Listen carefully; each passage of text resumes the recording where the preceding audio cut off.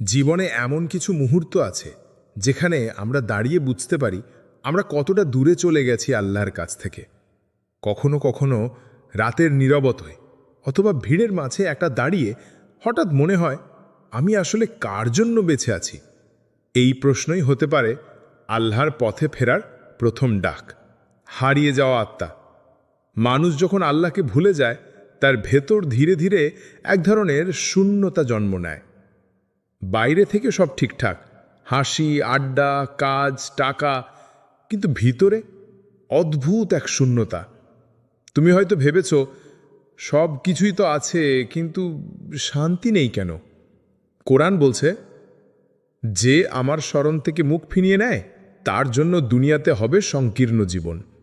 সূরা তাহা 20-124। প্রথম নরম স্পর্শ।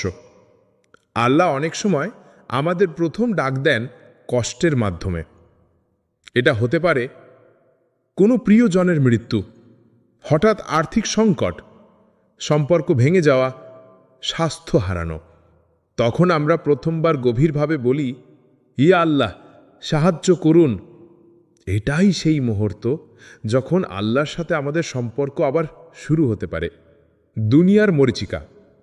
আমরা দৌড়াই টাকা, নাম, স্ট্যাটাসের পিছনে, যতক্ষণ না বুঝি এগুলো একদিন হারিয়ে যাবে। রসূল সাল্লাল্লাহু আলাইহি ওয়াসাল্লাম বলেছেন, দুনিয়া হলো এক ভ্রমণকারীর মতো হও, যে গাছের নিচে কিছুক্ষণ বিশ্রাম নেয় তারপর চলে যায়। তিরমিজি।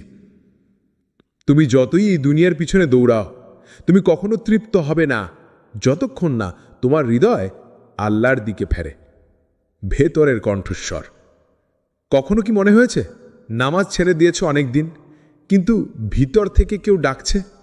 এটাই তোমার ফিতরা। আল্লাহ তোমাকে যে স্বভাব নিয়ে সৃষ্টি করেছেন, এই কণ্ঠস্বর তোমাকে বলে, ফিরে আসো, আমি তোমার রব। আল্লাহ বলেন, তুমি যখন আমার দিকে আসো এক বিগত, আমি তোমার দিকে আসি এক হাত। বুখারী, মুসলিম। ফিরে আসার প্রথম ধাপ। 1. নিজেকে একা বসাও। ফোন, নেট, মানুষের ভিড় থেকে কিছু সময় দূরে। তোমার গুনাহগুলো মনে করো, পালিয়ে যেও না, স্বীকার করো আল্লাহর সামনে। সিজদায় পড়ে যা, বলো, ইয়া আল্লাহ, আমি হারিয়ে গেছি, আমাকে পথ দেখান। এই মুহূর্তে তুমি হয়তো এখনো পুরোপুরি বদলাতে পারোনি, কিন্তু আল্লাহর কাছে তোমার প্রথম কান্না তার জন্য অত্যন্ত মূল্যবান। আল্লাহর প্রতিশ্রুতি। সূরা জুমার আয়াত 53। হে আমার বান্দারা, যারা নিজেদের ওপর জুলুম করেছ, তোমরা আল্লাহর রহমত থেকে নিরাশ হও না। আল্লাহ সব গুনাহ ক্ষমা করেন। এই আয়াত শুধু পড়ার জন্য নয়, এটা তোমার জন্য লেখা হয়েছে। তুমি যত দূরই গুনাহ করো, আল্লাহর ক্ষমা তার চেয়েও বড়। এক ফোঁটা চোখের পানি। রাসূল সাল্লাল্লাহু আলাইহি সাল্লাম বলেছেন, যে ব্যক্তি আল্লাহর ভয়ে কেঁদেছে, জাহান্নামের আগুন তার গায়ে লাগবে না। তিরমিজি। তুমি আজ রাতেই একা সিজদায় গিয়ে কেঁদে ফেলো, দেখবে তোমার বুকের ভেতরের বোঝা হালকা হয়ে গেছে। যখন তুমি বছরের পর বছর গুনাহ করে আসছো, মনে হয় আল্লাহ হয়তো তোমাকে ক্ষমা করবেন না, তখন যদি হৃদয়ে একটুখানি না আলো ঢুকে পড়ে, সে আলো বদলে দিতে পারে পুরো জীবন। গুনাহের বোঝা। গুনাহ এমন এক বোঝা যা আমরা অনেক সময় অনুভবই করি না। প্রথমে সেটা মনে হয় ক্ষুদ্র, কিন্তু ধীরে ধীরে সেই গুনাহ আমাদের হৃদয়ে ঢেকে ফেলে। রাসূল সাল্লাল্লাহু আলাইহি ওয়াসাল্লাম বলেছেন, বান্দা যখন গুনাহ করে তার হৃদয়ে একটি কালো দাগ পড়ে। সে যদি তওবা করে, দাগ মুছে যায়, আর যদি গুনাহ করতে থাকে, পুরো হৃদয় ঢেকে যায়। তিরমিজি। শয়তান আমাদের দুইভাবে ধ্বংস করতে চায়। গুনাহকে ছোট করে দেখানো, আরে এটা তো তেমন কিছু না, আল্লাহ ক্ষমা করে দেবেন। আল্লাহর রহমত থেকে নিরাশ করা, তুমি এত গুনাহ করেছ, আল্লাহ তো ক্ষমা করবেন না। উভয়টাই ধ্বংসের পথ। আল্লাহ ক্ষমা করেন, কিন্তু শর্ত হলো তুমি ফিরে আসো। মুক্তির প্রথম আলো আসে অনুশোচনার মাধ্যমে। তুমি যখন সৎভাবে অনুভব করো আমি ভুল করেছি, তখনই তওবার দরজা খুলে যায়। আল্লাহ বলেন, আল্লাহ তাদের ভালোবাসেন যারা বারবার তওবা করে। সূরা বাকারা 2 থেকে 222 নম্বর আয়াত।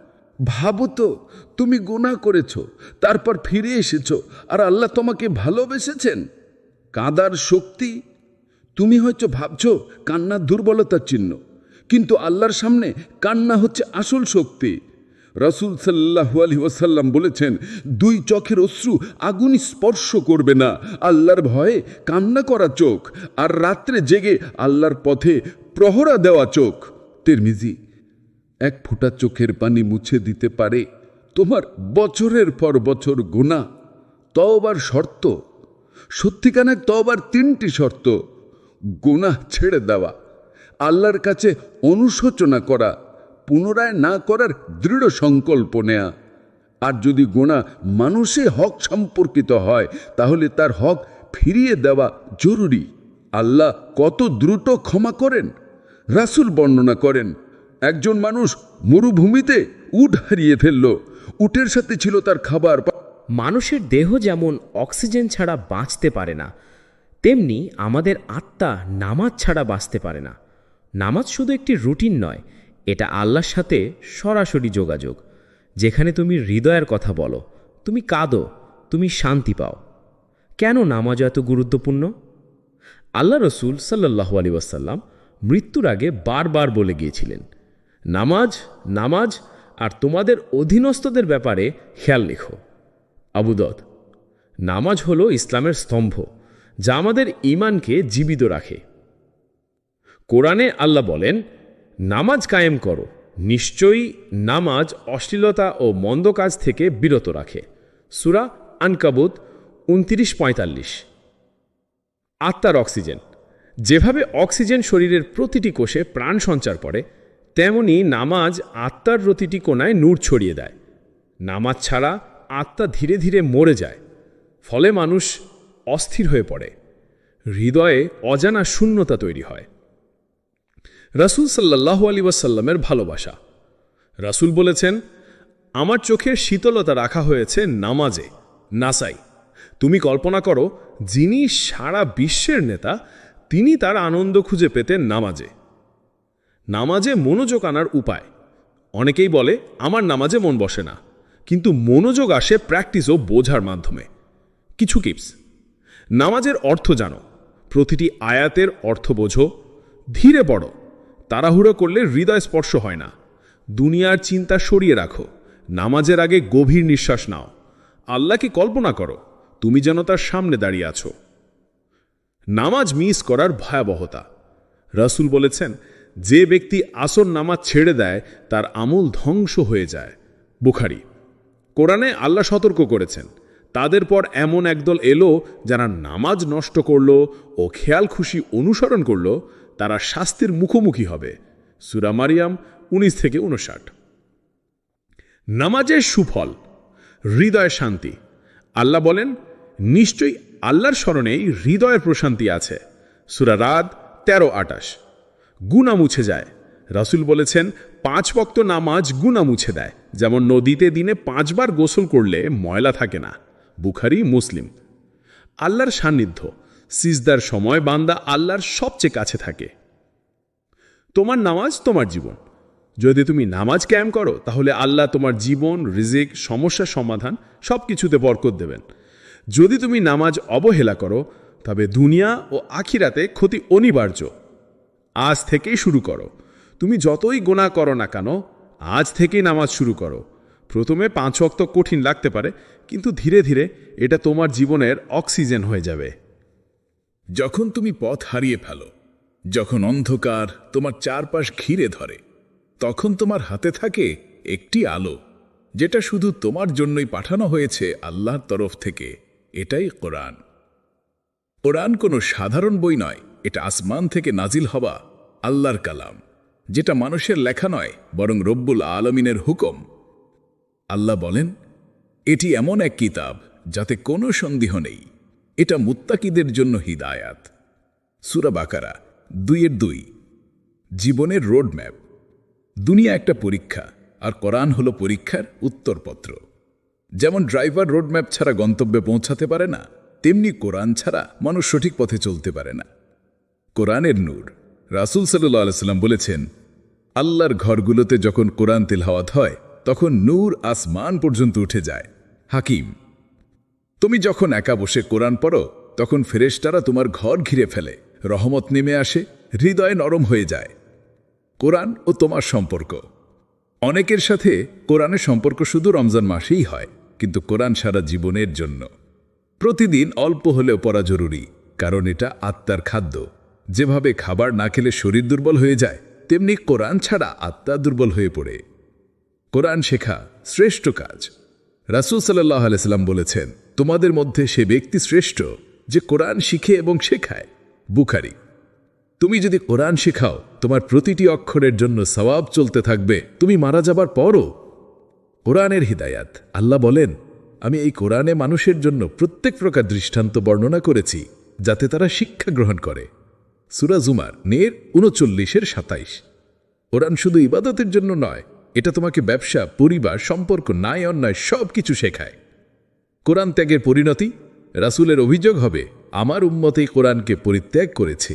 সূরা ফুরকান 25-30। যদি আমরা কোরআনকে শুধু তাকের ওপরে রাখি আর জীবন বদলাতে ব্যবহার না করি, তাহলে সেটা কোরআন ত্যাগের মধ্যে পড়বে। কোরআন পড়ার সৌভাগ্য। প্রতিটি অক্ষরের জন্য 10টি নেকি লেখা হয়। রাসূল সাল্লাল্লাহু আলাইহি সাল্লাম বলেছেন, আমি বলি না যে আলিফ লাম মিম একটি অক্ষর, বরং আলিফ একটি অক্ষর, লাম একটি অক্ষর, মিম একটি অক্ষর। তিরমিজি। কল্পনা করো, তুমি কয়েক মিনিট তেলাওয়াত করলে হাজারো নেকি লিখে ফেলা হবে। আজ থেকেই শুরু করো। তুমি হয়তো ভাবছো আমার আরবি জানা নেই, কোনো সমস্যা নেই। আজ থেকেই বাংলা অনুবাদ পড়া শুরু করো। এক আয়াত হলেও বুঝে পড়ো, কারণ কোরআন বুঝে পড়লেই জীবন বদলে যায়। তুমি যতই দূরে চলে যাও, তুমি যতই পাপ করো, তোমার রব কখনো তোমার জন্য ক্ষমার দরজা বন্ধ করেন না। একটি শব্দ, একটি অশ্রু, একটি সিজদা তোমার জীবনকে নতুন করে শুরু করে দিতে পারে। এটাই তাওবা। তাওবা মানে কি? তাওবা শব্দের অর্থ ফিরে আসা, পাপের পথ ছেড়ে আল্লাহর পথে ফিরে আসা। আল্লাহ বলেন, তোমরা সবাই আল্লাহর দিকে তাওবা করো, হে মুমিনগণ, যাতে তোমরা সফল হও। সূরা নূর 24-31। তওবা শুধু মুখে আস্তাগফিরুল্লাহ বলা নয়, এটা হৃদয়ের গভীর থেকে অনুতাপ, পাপ ছেড়ে দেওয়ার দৃঢ় সংকল্প। আল্লাহর রহমতের সীমা নেই। আল্লাহ বলেন, হে আমার বান্দারা, যারা নিজেদের উপর জুলুম করেছ, তোমরা আল্লাহর রহমত থেকে নিরাশ হইও না। নিশ্চয় আল্লাহ সব পাপ ক্ষমা করেন। সূরা জুমার 39-53। এটা সবচেয়ে আশাবঞ্চক আয়াত। যত বড় পাপ হোক, আল্লাহ ক্ষমা করতে প্রস্তুত। তওবা দেরি না করে করো। মৃত্যুর সময় এসে গেলে তওবা গ্রহণ হয় না। রাসূল সাল্লাল্লাহু আলাইহি ওয়াসাল্লাম বলেছেন, আল্লাহ বান্দার তওবা গ্রহণ করেন যতক্ষণ না মৃত্যুর মুহূর্ত এসে যায়। তিরমিজি। তাই আজই, এখনই তুমি যে পাপে আছো সেটা ছেড়ে দিয়ে তওবা করো। তওবার শর্ত: 1. পাপ ছেড়ে দেওয়া সাথে সাথে। 2. অতীতের জন্য অনুতাপ, গভীর হৃদয়ে। 3. ভবিষ্যতে না ফেরার অঙ্গীকার। 4. মানুষের হক ফিরিয়ে দেওয়া যদি কারো ক্ষতি করে থাকো। তওবার উদাহরণ: হযরত কাব ইবনে মালিক রাদিয়াল্লাহু আনহু তাবুক যুদ্ধ থেকে বিনা কারণে পিছিয়ে পড়েছিলেন। রাসূল সাল্লাল্লাহু আলাইহি ওয়াসাল্লাম 50 দিন তার সাথে কথা বলেননি।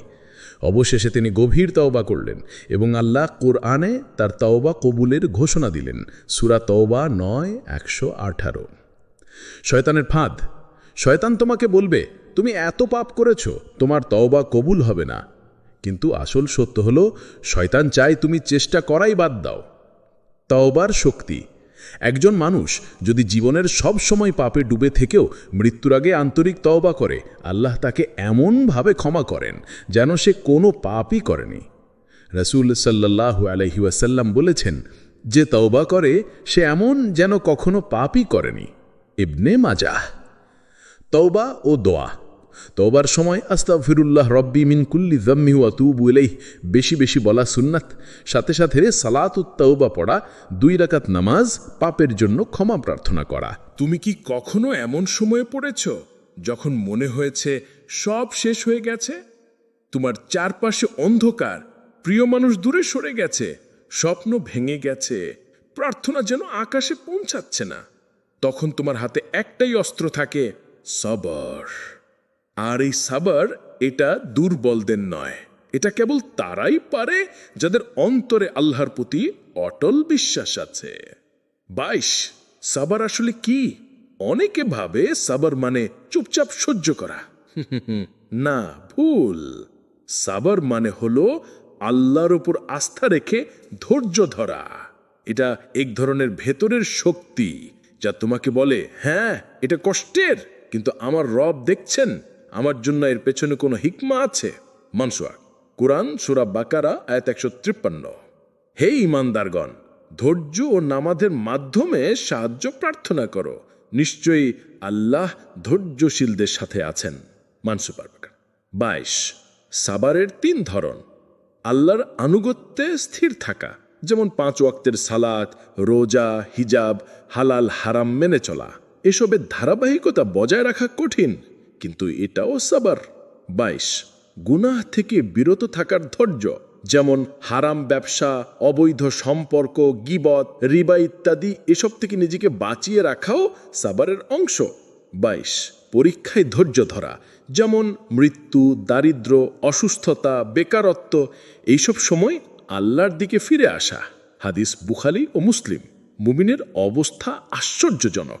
সুখ পেলে শকর করে, এতে তার কল্যাণ, আর কষ্ট পেলে সাবর করে, তাতেও তার কল্যাণ।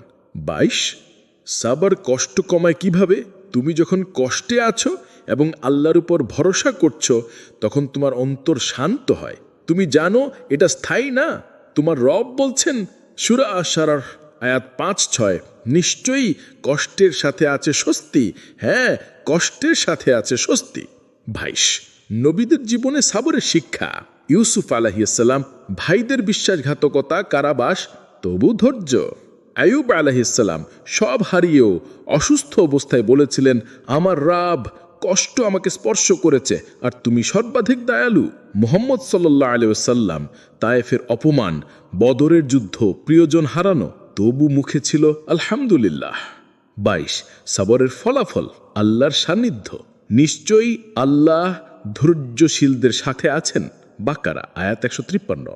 গুনাহ মাফ, পরীক্ষায় ধৈর্য গুনাহ ঝরিয়ে দেয়। জান্নাত, তাদের ধৈর্যের কারণে জান্নাত ও রেশমি বস্ত্র দ্বারা পুরস্কৃত করা হবে। দাহার আয়াত 12। 22 কিভাবে সাবর বাড়ানো যায়? 1 আখিরাতের কথা বেশি ভাবো। 2 পূর্বের পরীক্ষাগুলো মনে করো, কিভাবে আল্লাহ উদ্ধারী করেছেন। 3 ইস্তিগফার ও দোয়া বাড়াও। 4 ধৈর্যশীল মানুষের সাথে মেলামেশা করো। 5 আল্লাহর সাথে সম্পর্ক শক্তিশালী করো। কোরআন ও হাদিস বেশি পড়ো। 6 সবসময় মনে রাখবে, কষ্টের শেষে আছে স্বস্তি। মানুষওয়ান ইত্যাদি। যখন তুমি পথ হারিয়ে ফেলো, যখন অন্ধকার তোমার চারপাশ ঘিরে ধরে, তখন তোমার হাতে থাকে একটি আলো, যেটা শুধু তোমার জন্যই পাঠানো হয়েছে আল্লাহর তরফ থেকে। এটাই কোরআন।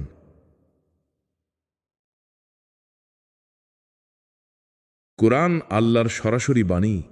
কোরআন কোনো সাধারণ বই নয়, এটা আসমান থেকে নাজিল হওয়া আল্লাহর কালাম, যেটা মানুষের লেখা নয়, বরং রব্বুল আলামিনের হুকুম।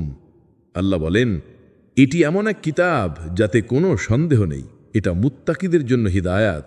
সূরা বাকারা 2:2। জীবনের রোডম্যাপ। দুনিয়া একটা পরীক্ষা, আর কোরআন হলো পরীক্ষার উত্তরপত্র। যেমন ড্রাইভার রোডম্যাপ ছাড়া গন্তব্যে পৌঁছতে পারে না, তেমনি কোরআন ছাড়া মানুষ সঠিক পথে চলতে পারে না। কোরআনের নূর।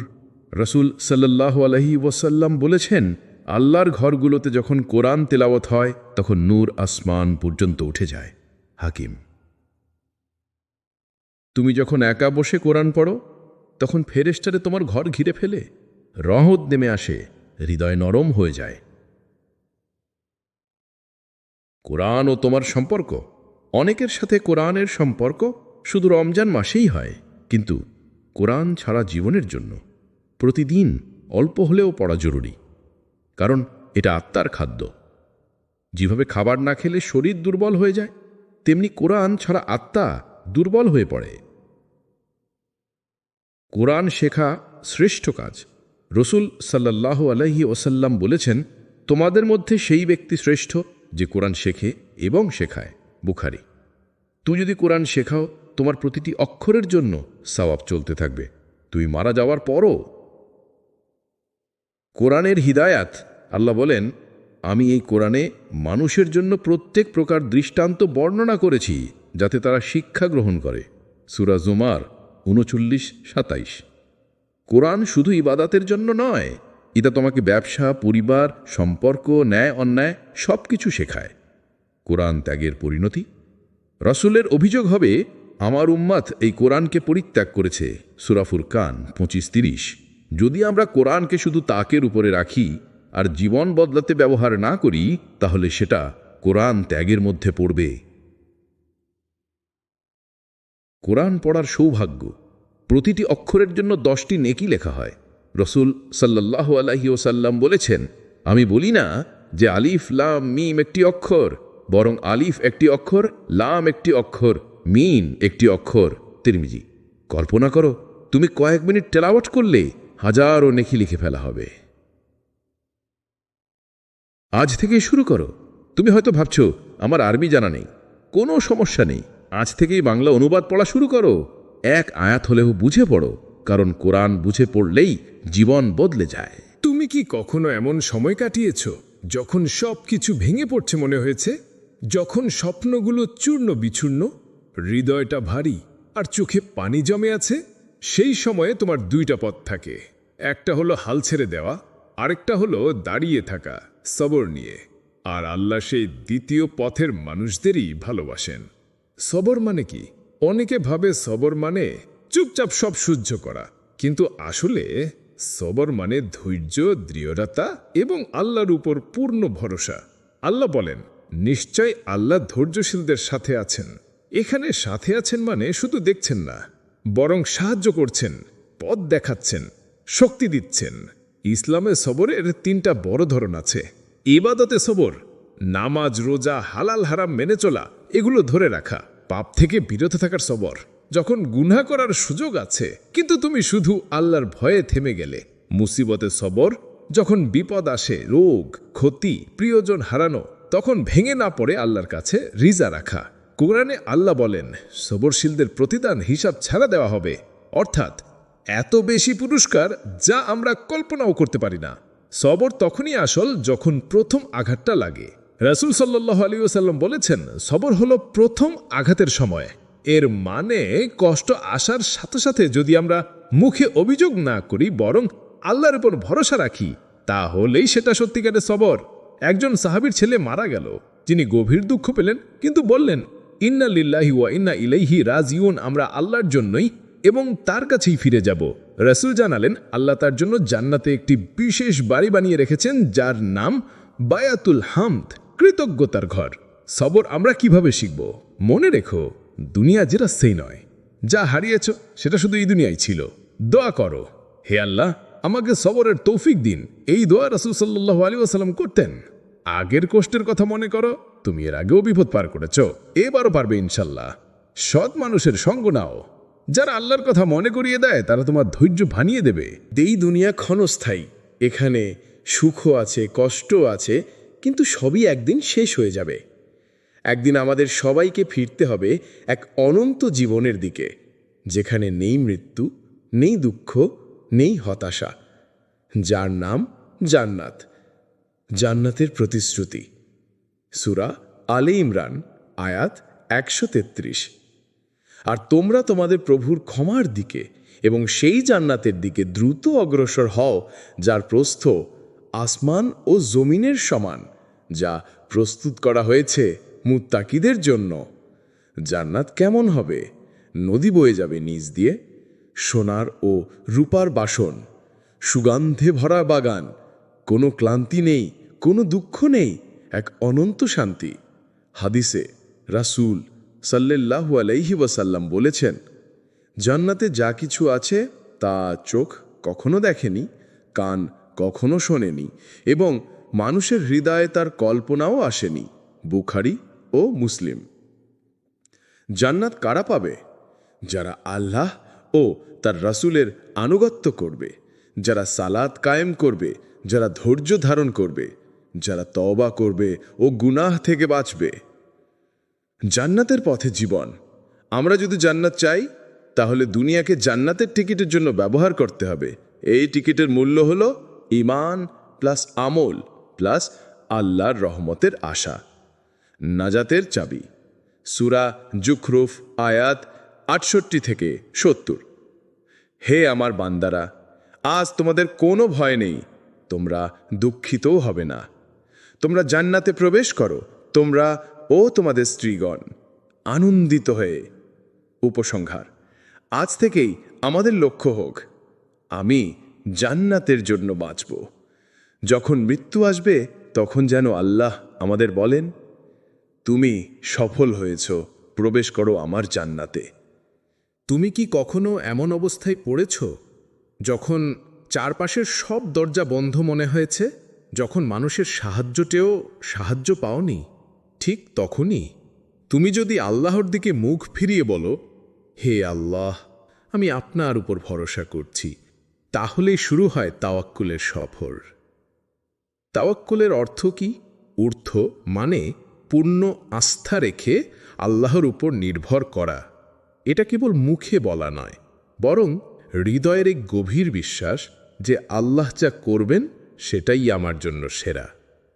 কুরআনে তাওয়াক্কুল, সূরা আল ইমরান আয়াত ১৫৯।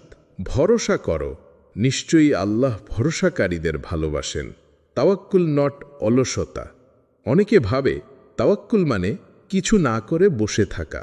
না, রাসূল সাল্লাল্লাহু আলাইহি সাল্লাম বলেছিলেন, তুমি উটকে বেঁধে রাখো, তারপর আল্লাহর উপর ভরসা করো। তিরমিজি, অর্থাৎ তুমি চেষ্টা করবে, ব্যবস্থা নেবে, তারপর ফলাফল আল্লাহর হাতে ছেড়ে দেবে। কেন তাওয়াক্কুল জরুরি?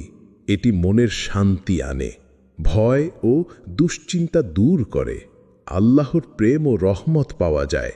সূরা তালাক আয়াত ৩, যে আল্লাহর উপর ভরসা করে আল্লাহ তার জন্য যথেষ্ট। বাস্তব জীবনে তাওয়াক্কুল, চাকরির চেষ্টা করো, ফলাফল আল্লাহর হাতে দাও। অসুস্থ হলে চিকিৎসা নাও, আরোগ্য আল্লাহর হাতে দাও। পরীক্ষার প্রস্তুতি নাও, সাফল্য আল্লাহর হাতে দাও।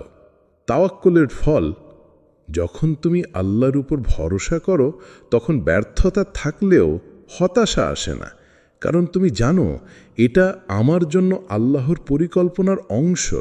জীবনে এমন কিছু মুহূর্ত আছে যেখানে আমরা দাঁড়িয়ে বুঝতে পারি আমরা কতটা দূরে চলে গেছি আল্লাহর কাছ থেকে।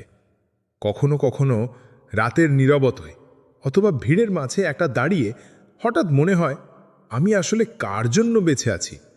এই প্রশ্নই হতে পারে আল্লাহর পথে ফেরার প্রথম ডাক। হারিয়ে যাওয়া আত্মা। মানুষ যখন আল্লাহকে ভুলে যায়, তার ভেতর ধীরে ধীরে এক ধরনের শূন্যতা জন্ম নেয়। বাইরে থেকে সব ঠিকঠাক, হাসি, আড্ডা, কাজ, টাকা, কিন্তু ভিতরে অদ্ভুত এক শূন্যতা।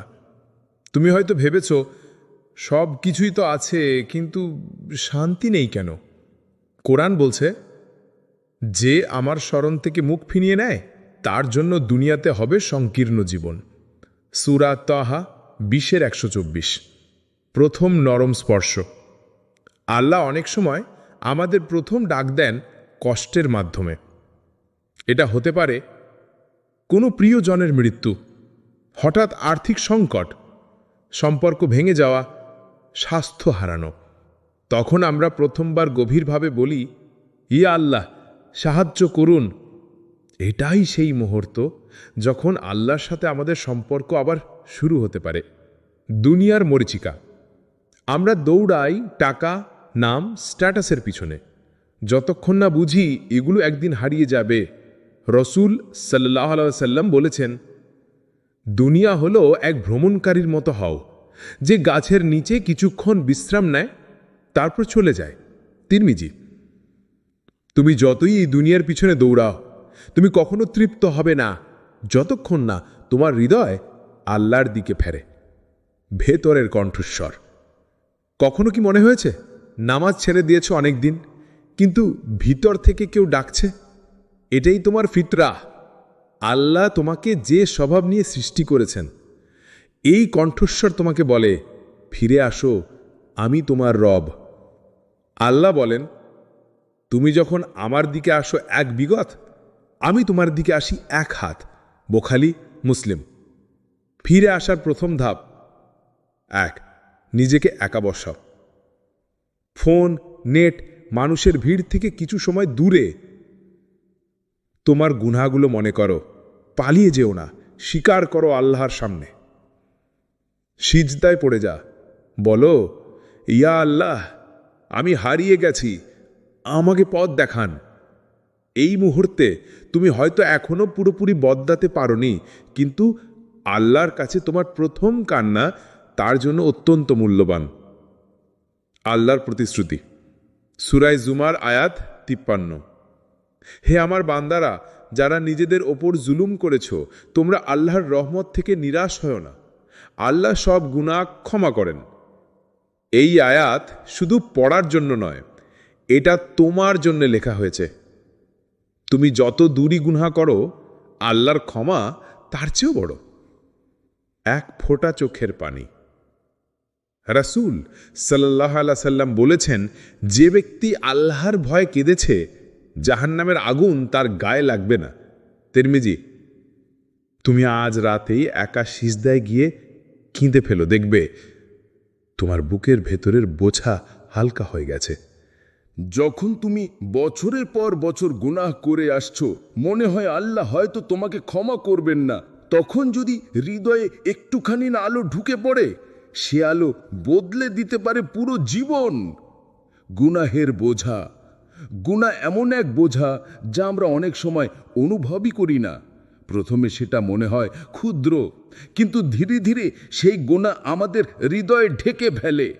রাসূল সাল্লাল্লাহু আলাইহি ওয়াসাল্লাম বলেছেন, বান্দা যখন গুনাহ করে তার হৃদয়ে একটি কালো দাগ পড়ে। সে যদি তওবা করে, দাগ মুছে যায়, আর যদি গুনাহ করতে থাকে, পুরো হৃদয় ঢেকে যায়। তিরমিজি। শয়তান আমাদের দুইভাবে ধ্বংস করতে চায়। গুনাহকে ছোট করে দেখানো, আরে এটা তো তেমন কিছু না, আল্লাহ ক্ষমা করে দেবেন। আল্লাহর রহমত থেকে নিরাশ করা, তুমি এত গুনাহ করেছো, আল্লাহ তো ক্ষমা করবেন না। উভয়টাই ধ্বংসের পথ। আল্লাহ ক্ষমা করেন, কিন্তু শর্ত হলো তুমি ফিরে আসো। মুক্তির প্রথম আলো আসে অনুশোচনার মাধ্যমে। তুমি যখন সৎভাবে অনুভব করো আমি ভুল করেছি, তখনই তওবার দরজা খুলে যায়। আল্লাহ বলেন, আল্লাহ তাদের ভালোবাসেন যারা বারবার তওবা করে। সূরা বাকারা 2 থেকে 222 নং আয়াত। ভাবো তো, তুমি গুনাহ করেছো, তারপর ফিরে এসেছো, আর আল্লাহ তোমাকে ভালোবেসেছেন। কাঁদার শক্তি, তুমি হয়তো ভাবছো কান্নার দুর্বলতার চিহ্ন, কিন্তু আল্লাহর সামনে কান্না হচ্ছে আসল শক্তি। রাসূল সাল্লাল্লাহু আলাইহি ওয়াসাল্লাম বলেছেন, 2 চোখের অশ্রু আগুন স্পর্শ করবে না। আল্লাহর ভয়ে কান্না করা চোখ, আর রাত্রে জেগে আল্লাহর পথে প্রহরা দেওয়া চোখ। তিরমিজি। 1 ফোঁটা চোখের পানি মুছে দিতে পারে তোমার বছরের পর বছর গুনাহ। তওবার শর্ত, সত্যিকারের তওবার 3টি শর্ত: গুনাহ ছেড়ে দেওয়া, আল্লাহর কাছে অনুশোচনা করা, পুনরায় না করার দৃঢ় সংকল্প নেয়া। আর যদি গুনাহ মানুষের হক সম্পর্কিত হয়, তাহলে তার হক ফিরিয়ে দেওয়া জরুরি। আল্লাহ কত দ্রুত ক্ষমা করেন। রাসূল বর্ণনা করেন, একজন মানুষ মরুভূমিতে উট হারিয়ে ফেলল। উটের সাথে ছিল তার খাবার। মানুষের দেহ যেমন অক্সিজেন ছাড়া বাঁচতে পারে না, তেমনি আমাদের আত্মা নামাজ ছাড়া বাঁচতে পারে না। নামাজ শুধু একটি রুটিন নয়, এটা আল্লাহর সাথে সরাসরি যোগাযোগ। যেখানে তুমি হৃদয়ের কথা বলো, তুমি কাঁদো, তুমি শান্তি পাও। কেন নামাজ এত গুরুত্বপূর্ণ? আল্লাহ রসুল সাল্লাল্লাহু আলাইহি ওয়াসাল্লাম মৃত্যুর আগে বারবার বলে গিয়েছিলেন, নামাজ, নামাজ, আর তোমাদের অধীনস্থদের ব্যাপারে খেয়াল রেখো। আবু দাউদ। নামাজ হলো ইসলামের স্তম্ভ, যা আমাদের ঈমানকে জীবিত রাখে। কোরআনে আল্লাহ বলেন, নামাজ কায়েম করো, নিশ্চয়ই নামাজ অশ্লীলতা ও মন্দ কাজ থেকে বিরত রাখে। সূরা আনকাবুত 29-45। আত্মার অক্সিজেন। যেভাবে অক্সিজেন শরীরের প্রতিটি কোষে প্রাণ সঞ্চার করে, তেমনি নামাজ আত্মার প্রতিটি কোণায় নূর ছড়িয়ে দেয়। নামাজ ছাড়া আত্মা ধীরে ধীরে মরে যায়। ফলে মানুষ অস্থির হয়ে পড়ে, হৃদয়ে অজানা শূন্যতা তৈরি হয়। রাসূল সাল্লাল্লাহু আলাইহি ওয়াসাল্লামের ভালোবাসা। রাসূল বলেছেন, আমার চোখের শীতলতা রাখা হয়েছে নামাজে। নাসাই। তুমি কল্পনা করো, যিনি সারা বিশ্বের নেতা, তিনি তার আনন্দ খুঁজে পেতেন নামাজে। নামাজে মনোযোগ আনার উপায়। অনেকেই বলে আমার নামাজে মন বসে না, কিন্তু মনোযোগ আসে প্র্যাকটিস ও বোঝার মাধ্যমে। কিছু টিপস। নামাজের অর্থ জানো, প্রতিটি আয়াতের অর্থ বোঝো, ধীরে পড়ো, তাড়াহুড়ো করলে হৃদয় স্পর্শ হয় না। দুনিয়ার চিন্তা সরিয়ে রাখো, নামাজের আগে গভীর নিঃশ্বাস নাও, আল্লাহকে কল্পনা করো তুমি যেন তার সামনে দাঁড়িয়ে আছো। নামাজ মিস করার ভয়াবহতা।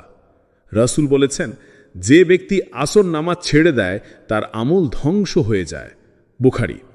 কোরআনে আল্লাহ সতর্ক করেছেন, তাদের পর এমন একদল এলো যারা নামাজ নষ্ট করল ও খেয়াল খুশি অনুসরণ করল, তারা শাস্তির মুখোমুখি হবে। সূরা মারিয়াম 19-59।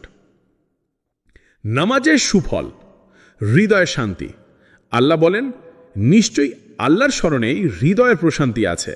সূরা রাদ 13-28। গুনাহ মুছে যায়। রাসূল বলেছেন, 5 ওয়াক্ত নামাজ গুনাহ মুছে দেয়, যেমন নদীতে দিনে 5 বার গোসল করলে ময়লা থাকে না। বুখারী, মুসলিম। আল্লাহর সান্নিধ্য। সিজদার সময় বান্দা আল্লাহর সবচেয়ে কাছে থাকে। তোমার নামাজ তোমার জীবন। যদি তুমি নামাজ কায়েম করো, তাহলে আল্লাহ তোমার জীবন, রিজিক, সমস্যার সমাধান সব কিছুতে বরকত দেবেন। যদি তুমি নামাজ অবহেলা করো, তবে দুনিয়া ও আখিরাতে ক্ষতি অনিবার্য। আজ থেকেই শুরু করো। তুমি যতই গুনাহ করো না কেন, আজ থেকেই নামাজ শুরু করো। প্রথমে 5 ওয়াক্ত কঠিন লাগতে পারে, কিন্তু ধীরে ধীরে এটা তোমার জীবনের অক্সিজেন হয়ে যাবে। যখন তুমি পথ হারিয়ে ফেলো, যখন অন্ধকার তোমার চারপাশ ঘিরে ধরে, তখন তোমার হাতে থাকে একটি আলো, যেটা শুধু তোমার জন্যই পাঠানো হয়েছে আল্লাহর তরফ থেকে। এটাই কোরআন।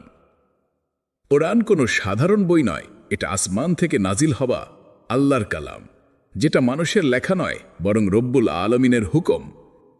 আল্লাহ বলেন, এটি এমন এক কিতাব যাতে কোনো সন্দেহ নেই, এটা মুত্তাকিদের জন্য হিদায়াত।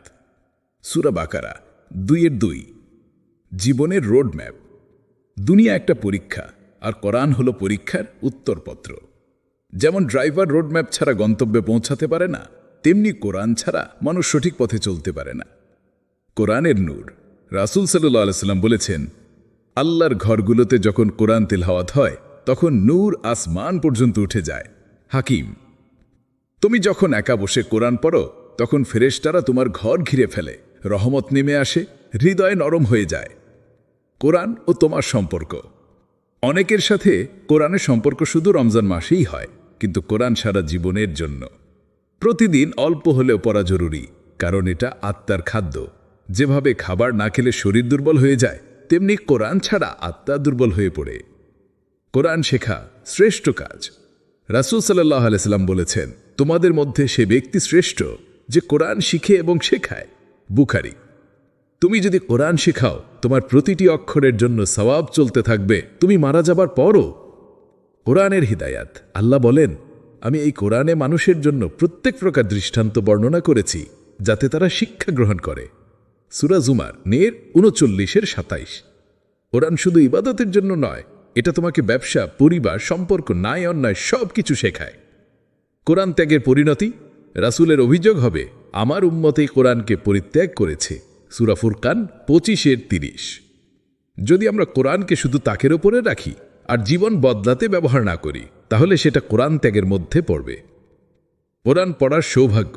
প্রতিটি অক্ষরের জন্য 10টি নেকি লেখা হয়। রাসূল সাল্লাল্লাহু আলাইহি ওয়াসাল্লাম বলেছেন, আমি বলি না যে আলিফ লাম মিম একটি অক্ষর, বরং আলিফ একটি অক্ষর, লাম একটি অক্ষর, মিম একটি অক্ষর। তিরমিজি। কল্পনা করো, তুমি কয়েক মিনিট তেলাওয়াত করলে হাজারো নেকি লিখে ফেলা হবে। আজ থেকেই শুরু করো। তুমি হয়তো ভাবছো আমার আরবি জানা নেই, কোনো সমস্যা নেই। আজ থেকেই বাংলা অনুবাদ পড়া শুরু করো। এক আয়াত হলেও বুঝে পড়ো, কারণ কোরআন বুঝে পড়লেই জীবন বদলে যায়। তুমি যতই দূরে চলে যাও, তুমি যতই পাপ করো, তোমার রব কখনো তোমার জন্য ক্ষমার দরজা বন্ধ করেন না। একটি শব্দ, একটি অশ্রু, একটি সিজদা তোমার জীবনকে নতুন করে শুরু করে দিতে পারে। এটাই তাওবা। তাওবা মানে কি? তাওবা শব্দের অর্থ ফিরে আসা, পাপের পথ ছেড়ে আল্লাহর পথে ফিরে আসা। আল্লাহ বলেন, তোমরা সবাই আল্লাহর দিকে তাওবা করো হে মুমিনগণ, যাতে তোমরা সফল হও। সূরা নূর 24-31। তওবা শুধু মুখে আস্তাগফিরুল্লাহ বলা নয়, এটা হৃদয়ের গভীর থেকে অনুতাপ, পাপ ছেড়ে দেওয়ার দৃঢ় সংকল্প। আল্লাহর রহমতের সীমা নেই। আল্লাহ বলেন, হে আমার বান্দারা, যারা নিজেদের উপর জুলুম করেছ, তোমরা আল্লাহর রহমত থেকে নিরাশ হইও না। নিশ্চয় আল্লাহ সব পাপ ক্ষমা করেন।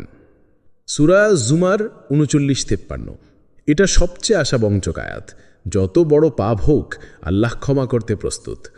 তওবা দেরি না করে করো। মৃত্যুর সময় এসে গেলে তওবা গ্রহণ হয় না। রাসূল সাল্লাল্লাহু আলাইহি ওয়াসাল্লাম বলেছেন, আল্লাহ বান্দার তওবা গ্রহণ করেন যতক্ষণ না মৃত্যুর মুহূর্ত এসে যায়। তিরমিজি। তাই আজই, এখনই তুমি যে পাপে আছো সেটা ছেড়ে দিয়ে তওবা করো। তওবার শর্ত: 1. পাপ ছেড়ে দেওয়া, সাথে সাথে। 2. অতীতের জন্য অনুতাপ, গভীর হৃদয়ে। 3. ভবিষ্যতে না ফেরার অঙ্গীকার। 4. মানুষের হক ফিরিয়ে দেওয়া যদি কারো ক্ষতি করে থাকো। তওবার উদাহরণ: হযরত কাব ইবনে মালিক রাদিয়াল্লাহু আনহু তাবুক যুদ্ধ থেকে বিনা কারণে পিছিয়ে পড়েছিলেন। রাসূল সাল্লাল্লাহু আলাইহি ওয়াসাল্লাম 50 দিন তার সাথে কথা বলেননি। অবশেষে তিনি গভীর তওবা করলেন এবং আল্লাহ কুরআনে তার তওবা কবুলের ঘোষণা দিলেন। সূরা তওবা 9:118। শয়তানের ফাঁদ: শয়তান তোমাকে বলবে, তুমি এত পাপ করেছ, তোমার তওবা কবুল হবে না। কিন্তু আসল সত্য হলো, শয়তান চায় তুমি চেষ্টা করাই বাদ দাও। তওবার শক্তি: একজন মানুষ যদি জীবনের সব সময় পাপে ডুবে থেকেও মৃত্যুর আগে আন্তরিক তওবা করে, আল্লাহ তাকে এমনভাবে ক্ষমা করেন যেন সে কোনো পাপই করেনি। রাসূল সাল্লাল্লাহু আলাইহি ওয়াসাল্লাম বলেছেন, যে তওবা করে সে এমন যেন কখনো পাপই করেনি। ইবনে মাজাহ। তওবা ও দোয়া: তওবার সময় আস্তাগফিরুল্লাহ রব্বি মিন কুল্লি যাম্মি ওয়া আতুবু ইলাইহি বেশি বেশি বলা সুন্নাত। সাথে সাথে সালাতুত তাওবা পড়া, 2 রাকাত নামাজ, পাপের জন্য ক্ষমা প্রার্থনা করা। তুমি কি কখনো এমন সময়ে পড়েছ যখন মনে হয়েছে সব শেষ হয়ে গেছে? তোমার চারপাশে অন্ধকার, প্রিয় মানুষ দূরে সরে গেছে, স্বপ্ন ভেঙে গেছে, প্রার্থনা যেন আকাশে পৌঁছাচ্ছে না। তখন তোমার হাতে একটাই অস্ত্র থাকে, সবর। আর এই সাবর, এটা দুর্বলদের নয়, এটা কেবল তারাই পারে যাদের অন্তরে আল্লাহর প্রতি অটল বিশ্বাস আছে। 22 সাবর আসলে কি? অনেকে ভাবে সাবর মানে চুপচাপ সহ্য করা। না, ভুল। সাবর মানে হলো আল্লাহর উপর আস্থা রেখে ধৈর্য ধরা। এটা এক ধরনের ভেতরের শক্তি যা তোমাকে বলে, হ্যাঁ এটা কষ্টের, কিন্তু আমার রব দেখছেন, আমার জন্য এর পেছনে কোনো হিকমা আছে। মানসুয়া, কুরআন সূরা বাকারা আয়াত 153। হে ঈমানদারগণ, ধৈর্য ও নামাজের মাধ্যমে সাহায্য প্রার্থনা করো, নিশ্চয়ই আল্লাহ ধৈর্যশীলদের সাথে আছেন। মানসুয়া 22। সাবারের 3 ধরন: আল্লাহর আনুগত্যে স্থির থাকা, যেমন 5 ওয়াক্তের সালাত, রোজা, হিজাব, হালাল হারাম মেনে চলা। এসবের ধারাবাহিকতা বজায় রাখা কঠিন, কিন্তু এটাও সাবর। 22 গুনাহ থেকে বিরত থাকার ধৈর্য, যেমন হারাম ব্যবসা, অবৈধ সম্পর্ক, গীবত, রিবা ইত্যাদি, এসব থেকে নিজেকে বাঁচিয়ে রাখাও সাবরের অংশ। 22 পরীক্ষায় ধৈর্য ধরা, যেমন মৃত্যু, দারিদ্র, অসুস্থতা, বেকারত্ব, এইসব সময় আল্লাহর দিকে ফিরে আসা। হাদিস বুখারী ও মুসলিম। মুমিনের অবস্থা আশ্চর্যজনক। সুখ পেলে শকর করে, এতে তার কল্যাণ, আর কষ্ট পেলে সাবর করে, তাতেও তার কল্যাণ। 22 সাবর কষ্ট কমায় কিভাবে? তুমি যখন কষ্টে আছো এবং আল্লাহর উপর ভরসা করছো, তখন তোমার অন্তর শান্ত হয়। তুমি জানো এটা স্থায়ী না। তোমার রব বলছেন সূরা আশ-শারহ আয়াত 5-6, নিশ্চয়ই কষ্টের সাথে আছে স্বস্তি। হ্যাঁ, কষ্টের সাথে আছে স্বস্তি। 22 নবীদের জীবনে সাবরের শিক্ষা। ইউসুফ আলাইহিস সালাম, ভাইদের বিশ্বাসঘাতকতা, কারাবাস, তবু ধৈর্য। আইয়ুব আলাইহিস সালাম সব হারিয়েও অসুস্থ অবস্থায় বলেছিলেন, আমার রব কষ্ট আমাকে স্পর্শ করেছে আর তুমি সর্বাধিক দয়ালু। মুহাম্মদ সাল্লাল্লাহু আলাইহি ওয়াসাল্লাম তায়েফের অপমান, বদরের যুদ্ধ, প্রিয়জন হারানো, তবু মুখে ছিল আলহামদুলিল্লাহ। 22 সাবরের ফলাফল আল্লাহর সান্নিধ্য। নিশ্চয়ই আল্লাহ ধৈর্যশীলদের সাথে আছেন। বাকারা আয়াত 153। গুনাহ মাফ, পরীক্ষায় ধৈর্য গুনাহ ঝরিয়ে দেয়। জান্নাত তাদের ধৈর্যের কারণে জান্নাত ও রেশমি বস্ত্র দ্বারা পুরস্কৃত করা হবে। দাহার আয়াত 12। 22 কিভাবে সাবর বাড়ানো যায়? 1 আখিরাতের কথা বেশি ভাবো। 2 পূর্বের পরীক্ষাগুলো মনে করো, কিভাবে আল্লাহ উদ্ধারী করেছেন। 3 ইস্তিগফার ও দোয়া বাড়াও। 4 ধৈর্যশীল মানুষের সাথে মেলামেশা করো। 5 আল্লাহর সাথে সম্পর্ক শক্তিশালী করো। কোরআন ও হাদিস বেশি পড়ো। 6 সবসময় মনে রাখবে কষ্টের শেষে আছে স্বস্তি। মানুষওয়ান ইত্যাদি। যখন তুমি পথ হারিয়ে ফেলো, যখন অন্ধকার তোমার চারপাশ ঘিরে ধরে, তখন তোমার হাতে থাকে একটি আলো, যেটা শুধু তোমার জন্যই পাঠানো হয়েছে আল্লাহর তরফ থেকে। এটাই কোরআন।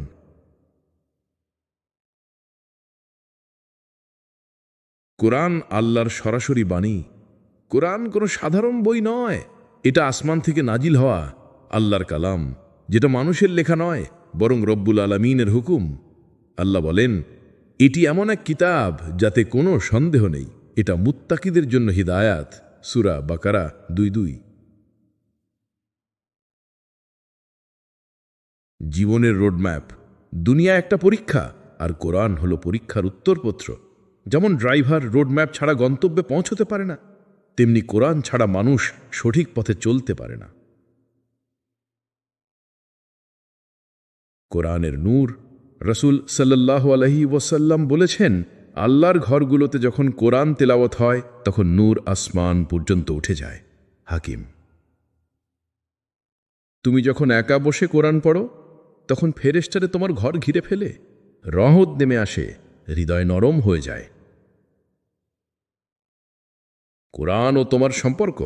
অনেকের সাথে কোরআনের সম্পর্ক শুধু রমজান মাসেই হয়, কিন্তু কোরআন ছাড়া জীবনের জন্য প্রতিদিন অল্প হলেও পড়া জরুরি, কারণ এটা আত্মার খাদ্য।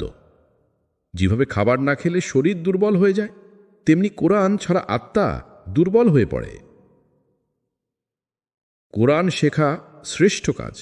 রসুল সাল্লাল্লাহু আলাইহি ওয়াসাল্লাম বলেছেন, তোমাদের মধ্যে সেই ব্যক্তি শ্রেষ্ঠ যে কোরআন শেখে এবং শেখায়। বুখারী। তুই যদি কোরআন শেখাও, তোমার প্রতিটি অক্ষরের জন্য সওয়াব চলতে থাকবে, তুমি মারা যাওয়ার পরও। কোরআনের হিদায়াত। আল্লাহ বলেন, আমি এই কোরআনে মানুষের জন্য প্রত্যেক প্রকার দৃষ্টান্ত বর্ণনা করেছি, যাতে তারা শিক্ষা গ্রহণ করে। সূরা জুমার 39-27। কোরআন শুধু ইবাদাতের জন্য নয়, এটা তোমাকে ব্যবসা, পরিবার, সম্পর্ক, ন্যায় অন্যায় সব কিছু শেখায়। কোরআন ত্যাগের পরিণতি। রাসূলের অভিযোগ হবে, আমার উম্মাত এই কোরআনকে পরিত্যাগ করেছে। সূরা ফুরকান 25-30। যদি আমরা কোরআনকে শুধু তাকের উপরে রাখি আর জীবন বদলাতে ব্যবহার না করি, তাহলে সেটা কোরআন ত্যাগের মধ্যে পড়বে। কোরআন পড়ার সৌভাগ্য। প্রতিটি অক্ষরের জন্য 10টি নেকি লেখা হয়। রসুল সাল্লাল্লাহু আলাইহি ওয়াসাল্লাম বলেছেন, আমি বলি না যে আলিফ লাম মিম একটি অক্ষর, বরং আলিফ একটি অক্ষর, লাম একটি অক্ষর, মিন একটি অক্ষর। তিরমিজি। কল্পনা করো, তুমি কয়েক মিনিট তেলাওয়াত করলে হাজারো নেকি লিখে ফেলা হবে। আজ থেকে শুরু করো। তুমি হয়তো ভাবছো, আমার আরবি জানা নেই। কোনো সমস্যা নেই, আজ থেকেই বাংলা অনুবাদ পড়া শুরু করো। এক আয়াত হলেও বুঝে পড়ো, কারণ কোরআন বুঝে পড়লেই জীবন বদলে যায়। তুমি কি কখনো এমন সময় কাটিয়েছ যখন সব কিছু ভেঙে পড়ছে মনে হয়েছে? যখন স্বপ্নগুলো চূর্ণ বিচূর্ণ, হৃদয়টা ভারী আর চোখে পানি জমে আছে? সেই সময়ে তোমার 2টা পথ থাকে। একটা হলো হাল ছেড়ে দেওয়া, আরেকটা হলো দাঁড়িয়ে থাকা সবর নিয়ে। আর আল্লাহ সেই দ্বিতীয় পথের মানুষদেরই ভালোবাসেন। সবর মানে কি? অনেকে ভাবে সবর মানে চুপচাপ সব সহ্য করা, কিন্তু আসলে সবর মানে ধৈর্য, দৃঢ়তা এবং আল্লাহর উপর পূর্ণ ভরসা। আল্লাহ বলেন, নিশ্চয় আল্লাহ ধৈর্যশীলদের সাথে আছেন। এখানে সাথে আছেন মানে শুধু দেখছেন না, বরং সাহায্য করছেন, পথ দেখাচ্ছেন, শক্তি দিচ্ছেন। ইসলামে সবরের 3টা বড় ধরন আছে। ইবাদতে সবর, নামাজ, রোজা, হালাল হারাম মেনে চলা, এগুলো ধরে রাখা। পাপ থেকে বিরত থাকার সবর, যখন গুনাহ করার সুযোগ আছে কিন্তু তুমি শুধু আল্লাহর ভয়ে থেমে গেলে। মুসিবতে সবর, যখন বিপদ আসে, রোগ, ক্ষতি, প্রিয়জন হারানো, তখন ভেঙে না পড়ে আল্লাহর কাছে রিজা রাখা। কোরআনে আল্লাহ বলেন, সবরশীলদের প্রতিদান হিসাব ছাড়া দেওয়া হবে, অর্থাৎ এত বেশি পুরস্কার যা আমরা কল্পনাও করতে পারি না। সবর তখনই আসল যখন প্রথম আঘাতটা লাগে। রাসূল সাল্লাল্লাহু আলাইহি ওয়াসাল্লাম বলেছেন, সবর হলো প্রথম আঘাতের সময়। এর মানে কষ্ট আসার সাথে সাথে যদি আমরা মুখে অভিযোগ না করি, বরং আল্লাহর উপর ভরসা রাখি, তাহলেই সেটা সত্যিকারের সবর। একজন সাহাবীর ছেলে মারা গেল, যিনি গভীর দুঃখ পেলেন কিন্তু বললেন, ইন্না লিল্লাহি ওয়া ইন্না ইলাইহি রাজিউন, আমরা আল্লাহর জন্যই এবং তার কাছেই ফিরে যাব। রাসূল জানালেন, আল্লাহ তার জন্য জান্নাতে একটি বিশেষ বাড়ি বানিয়ে রেখেছেন, যার নাম বায়াতুল হামদ, কৃতজ্ঞতার ঘর। সবর আমরা কিভাবে শিখব? মনে রেখো, দুনিয়া যেটা সেই নয়। যা হারিয়েছ সেটা শুধু এই দুনিয়ায় ছিল। দোয়া করো, হে আল্লাহ আমাকে সবরের তৌফিক দিন। এই দোয়া রাসূল সাল্লাল্লাহু আলাইহি ওয়াসাল্লাম করতেন। আগের কষ্টের কথা মনে করো, তুমি এর আগেও বিপদ পার করেছ, এবারও পারবে ইনশাল্লাহ। সৎ মানুষের সঙ্গ নাও, যারা আল্লাহর কথা মনে করিয়ে দেয় তারা তোমার ধৈর্য ভানিয়ে দেবে। এই দুনিয়া ক্ষণস্থায়ী, এখানে সুখও আছে, কষ্টও আছে, কিন্তু সবই একদিন শেষ হয়ে যাবে। একদিন আমাদের সবাইকে ফিরতে হবে এক অনন্ত জীবনের দিকে, যেখানে নেই মৃত্যু, নেই দুঃখ, নেই হতাশা, যার নাম জান্নাত, জান্নাতের প্রতিশ্রুতি। সূরা আলে ইমরান, আয়াত 133।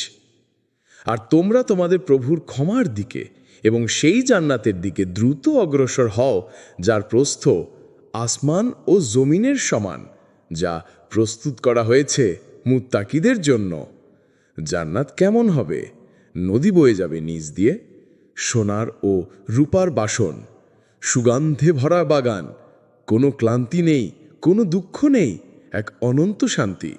হাদিসে রাসূল সাল্লাল্লাহু আলাইহি ওয়াসাল্লাম বলেছেন, জান্নাতে যা কিছু আছে তা চোখ কখনো দেখেনি, কান কখনো শোনেনি এবং মানুষের হৃদয়ে তার কল্পনাও আসেনি। বুখারী ও মুসলিম। জান্নাত কারা পাবে? যারা আল্লাহ ও তার রাসূলের আনুগত্য করবে, যারা সালাত কায়েম করবে, যারা ধৈর্য ধারণ করবে, যারা তওবা করবে ও গুনাহ থেকে বাঁচবে। জান্নাতের পথে জীবন। আমরা যদি জান্নাত চাই, তাহলে দুনিয়াকে জান্নাতের টিকিটের জন্য ব্যবহার করতে হবে। এই টিকিটের মূল্য হলো ঈমান প্লাস আমল প্লাস আল্লাহর রহমতের আশা। নাজাতের চাবি। সূরা জুখরুফ, আয়াত 68 থেকে 70। হে আমার বান্দারা, আজ তোমাদের কোনো ভয় নেই, তোমরা দুঃখিতও হবে না। তোমরা জান্নাতে প্রবেশ করো, তোমরা ও তোমাদের স্ত্রীগণ আনন্দিত হয়ে। উপসংহার: আজ থেকেই আমাদের লক্ষ্য হোক, আমি জান্নাতের জন্য বাঁচব। যখন মৃত্যু আসবে, তখন যেন আল্লাহ আমাদের বলেন, তুমি সফল হয়েছ, প্রবেশ করো আমার জান্নাতে। তুমি কি কখনো এমন অবস্থায় পড়েছ যখন চারপাশের সব দরজা বন্ধ মনে হয়েছে, যখন মানুষের সাহায্য পাওনি? ঠিক তখনই তুমি যদি আল্লাহর দিকে মুখ ফিরিয়ে বলো, হে আল্লাহ, আমি আপনার উপর ভরসা করছি, তাহলেই শুরু হয় তাওয়াক্কুলের সফর। তাওয়াক্কুলের অর্থ কি? ঊর্ধ্ব মানে পূর্ণ আস্থা রেখে আল্লাহর উপর নির্ভর করা। এটা কেবল মুখে বলা নয়, বরং হৃদয়ের এক গভীর বিশ্বাস যে আল্লাহ যা করবেন সেটাই আমার জন্য সেরা। কুরআনে তাওয়াক্কুল, সূরা আল ইমরান, আয়াত 159। ভরসা করো, নিশ্চয়ই আল্লাহ ভরসাকারীদের ভালোবাসেন। তাওয়াক্কুল নট অলসতা। অনেকে ভাবে তাওয়াক্কুল মানে কিছু না করে বসে থাকা। না, রাসূল সাল্লাল্লাহু আলাইহি সাল্লাম বলেছিলেন, তুমি উটকে বেঁধে রাখো, তারপর আল্লাহর উপর ভরসা করো। তিরমিজি। অর্থাৎ তুমি চেষ্টা করবে, ব্যবস্থা নেবে, তারপর ফলাফল আল্লাহর হাতে ছেড়ে দেবে। কেন তাওয়াক্কুল জরুরি? এটি মনের শান্তি আনে, ভয় ও দুশ্চিন্তা দূর করে, আল্লাহর প্রেম ও রহমত পাওয়া যায়। সূরা তালাক, আয়াত 3। যে আল্লাহর উপর ভরসা করে আল্লাহ তার জন্য যথেষ্ট। বাস্তব জীবনে তাওয়াক্কুল। চাকরির চেষ্টা করো, ফলাফল আল্লাহর হাতে দাও। অসুস্থ হলে চিকিৎসা নাও, আরোগ্য আল্লাহর হাতে দাও। পরীক্ষার প্রস্তুতি নাও, সাফল্য আল্লাহর হাতে দাও। তাওয়াক্কুলের ফল, যখন তুমি আল্লাহর উপর ভরসা করো তখন ব্যর্থতা থাকলেও হতাশা আসে না, কারণ তুমি জানো এটা আমার জন্য আল্লাহর পরিকল্পনার অংশ।